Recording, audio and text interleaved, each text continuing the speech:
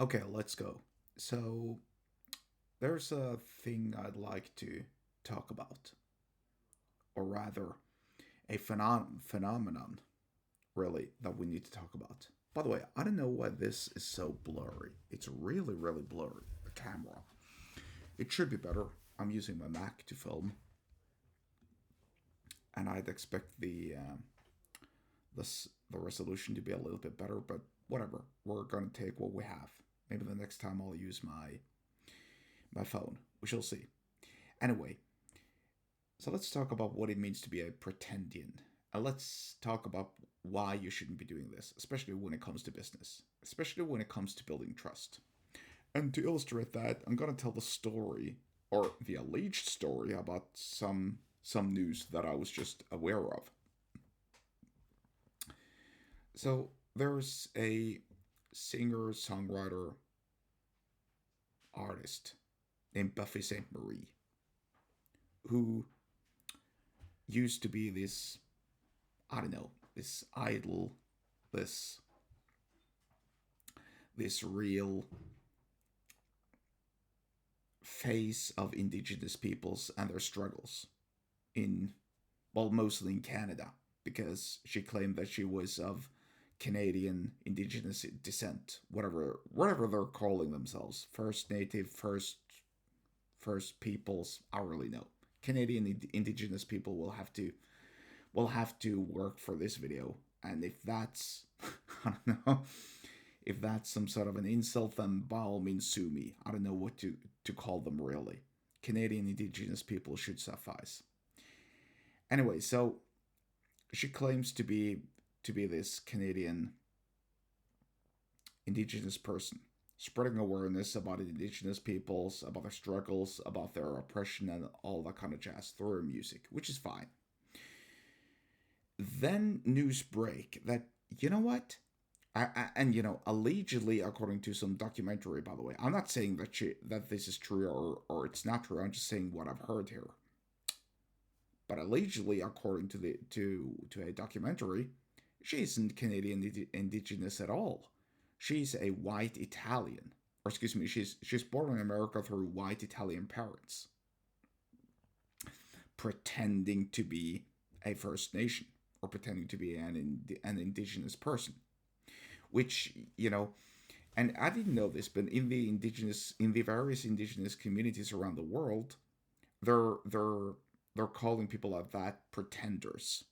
Like, you don't want to be a pretender, somebody who identifies as indigenous, who's not indigenous, and who wants to be that because they want to reap all the rewards. They want to complain.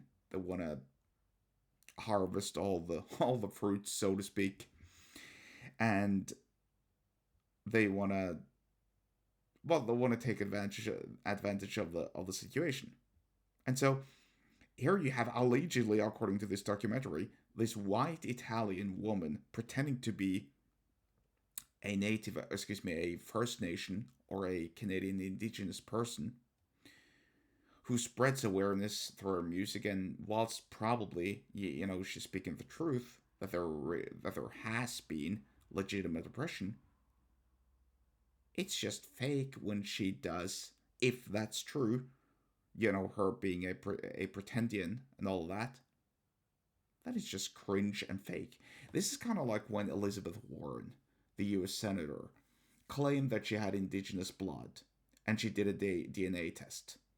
And it came back, I think, 99% British English ancestry, which is, as far away as humanly possible from being an indigenous person or being Native American, which later on prompted then Republican nominee Donald Trump to call her Pochahontas in a derogatory way, which is hilarious, really. But anyway, getting back to the point here, you don't want to do this. You don't want to lie about your origin. You don't want to lie about anything. This is kind of like these broke boys online who pose as millionaires who are not millionaires, who rent sports cars, who rent used sports cars. I even heard about a story that was kind of insane. Supposedly, at some beach in Miami, there is a spot where there is a Lambo parked, and on that spot, you can buy for money. You can buy a photo session with people taking pictures of you posing in front of that vehicle, laying on top of that vehicle, and pretending that that vehicle is yours. And guess what? There was a line. There was a huge line with people or with young boys wanting their photos taken in front of that vehicle, which wasn't even theirs. Just insane. It's so cringe and it's so weird. And so all of this is to say really that number one, if you're not indigenous, obviously don't claim that you're indigenous because it's just cringe and fake. Number two, if you want to spread awareness about indigenous oppression, by all means do that, but don't lie about your origin. I mean, I can't lie about my origin. I'm anything but indigenous. That should be pretty obvious for my appearance. And number three, be real.